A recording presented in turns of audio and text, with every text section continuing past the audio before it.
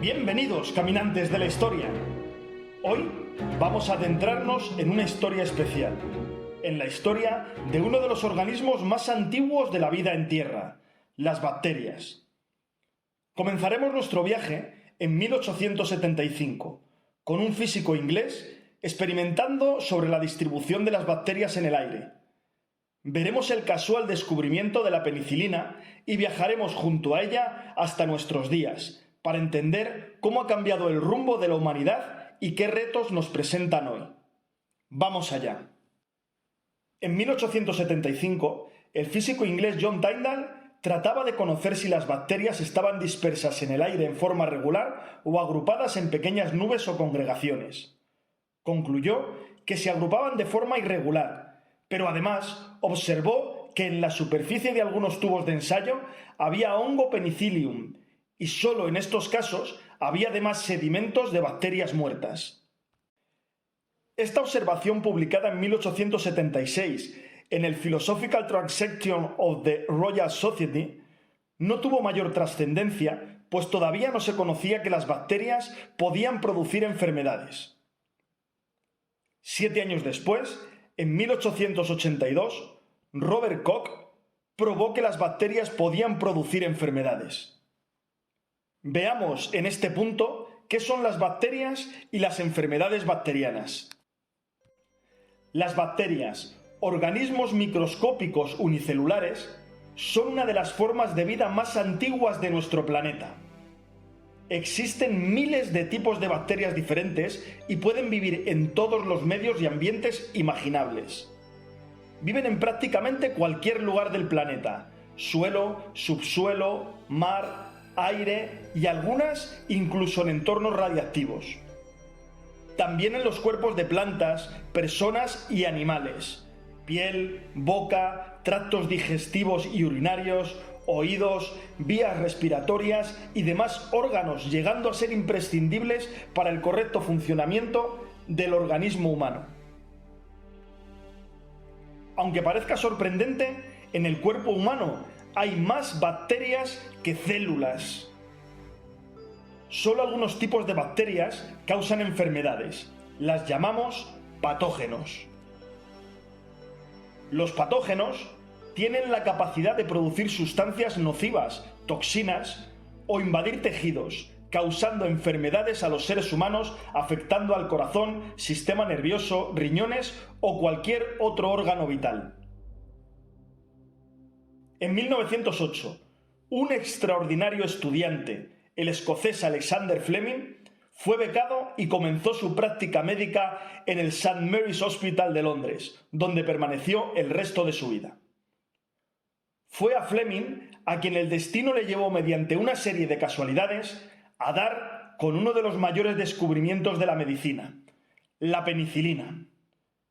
Pero no olvidemos que era una eminencia en el campo. El conocimiento, la observación y la inteligencia también fueron determinantes, como veremos. Fleming poseía una mente genial, pero su laboratorio siempre estaba desordenado. Durante la investigación de determinadas enfermedades, inoculó unas bacterias en placas de Petri para cultivarlas, pero casualmente en el ambiente había esporas de un hongo llamado penicillium. Probablemente porque en el piso inferior al laboratorio de Fleming se cultivaban diferentes tipos de mohos. Antes de cerrar las placas de Petri, el caldo de cultivo de las bacterias quedó contaminado con la espora del hongo. Fleming, con la cabeza puesta en las vacaciones de 1928, que comenzaba ese mismo día, cerró las placas de Petri y salió del laboratorio. Pero olvidó colocar las placas en las estufas utilizadas para el rápido crecimiento bacteriano a una mayor temperatura. Las dejó encima de su desordenada mesa de laboratorio. Durante sus 2 semanas de vacaciones, las temperaturas en Londres cayeron, provocando que las bacterias crecieran muy lentamente, mientras el hongo penicillium fue favorecido y creció rápidamente. Así, cuando regresó de sus vacaciones, Fleming vio que uno de sus cultivos de bacterias se había contaminado visiblemente con moho. Lo normal hubiera sido tirar las placas a la basura y volver a cultivar nuevas bacterias para poder analizarlas, pero Fleming era un investigador y, como tal, puso aquel moho bajo el microscopio para observar las posibles mutaciones de las bacterias accidentalmente contaminadas por el hongo. Fue entonces cuando observó que las colonias de bacterias que rodeaban al hongo habían sido destruidas o no habían crecido, mientras que otras colonias de bacterias más lejanas estaban intactas.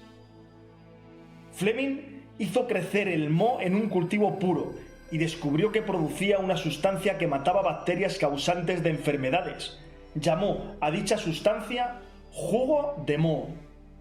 Tras varios meses de investigación, identificó el moho como perteneciente al género Penicillium, por lo que determinó llamar al jugo de moho penicilina. Finalmente, en el año 1929, Fleming publicó los resultados en una memoria en el British Journal of Experimental Pathology, al que por aquel entonces no se prestó demasiada atención. Aunque Fleming había iniciado el descubrimiento de la penicilina, no concluyó con un medicamento. Años más tarde, en el 1936, 2 años antes del comienzo de la Segunda Guerra Mundial, otro médico, el inglés Howard Walter Florey, se interesó por el artículo de Fleming, avanzó en la investigación, pero no consiguió producir la penicilina. Más adelante, el bioquímico alemán Ernest Boris Chain, un talentoso bioquímico y músico que llegó a Londres huyendo de Alemania y de los nazis, se unió a la investigación de Florey en Oxford. Trabajó en el aislamiento de sustancias biológicas activas del hongo Penicillium. Para la financiación de la investigación, recurrieron a la Fundación Rockefeller. En el año 1941 se utilizó por primera vez la penicilina en clínica humana con éxito, dando origen a los antibióticos que hoy conocemos y usamos. Chain quiso patentar la penicilina, pero Florey se opuso argumentando que no era ético. Seguían sin poder producir penicilina en masa, y fue entonces cuando pidieron ayuda a Imperial Chemical Industries, ICI, actualmente AstraZeneca, quien terminó produciendo de forma masiva la penicilina ya filtrada y depurada sin impurezas. En 1942, Fleming visitó a Florey y Chain en Oxford, quedando impresionado por los resultados y colaborando con ellos. Fleming, Florey y Chain fueron galardonados con el Premio Nobel de Medicina y Fisiología en 1945. Sobre su famoso descubrimiento, Fleming dijo una vez: "A veces uno encuentra lo que no está buscando". Hasta entonces, quemaduras o heridas sin demasiada gravedad se volvían letales. La penicilina llegó entonces a la Segunda Guerra Mundial, donde muchos soldados no perdieron la vida por las infecciones provocadas por las heridas gracias a este descubrimiento, lo cual, aunque nunca lo sabremos, pudo ser decisivo en la victoria de los aliados. Se dice que incluso se llegó a reciclar la orina de los soldados, purificarla y reutilizarla en otros soldados. Comenzó entonces la era de los antibióticos, reduciendo la mortalidad en la natalidad, en las infecciones e infecciones tras las operaciones profundas hasta nuestros días, lo que lleva a una tasa de supervivencia mucho mayor. Así, la humanidad lleva usando antibióticos apenas 80 años. Es algo relativamente nuevo.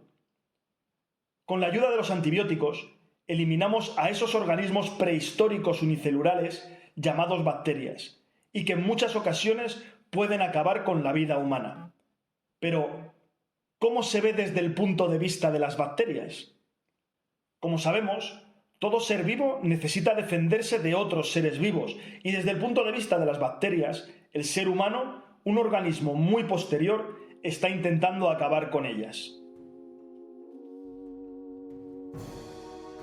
Volviendo a nuestros días, y cuando digo nuestros, me refiero a los de la humanidad y los de las bacterias, el mismo Fleming ya afirmó que no es difícil hacer que las bacterias se vuelvan resistentes a la penicilina, exponiéndolos a concentraciones que no son suficientes para matarlos.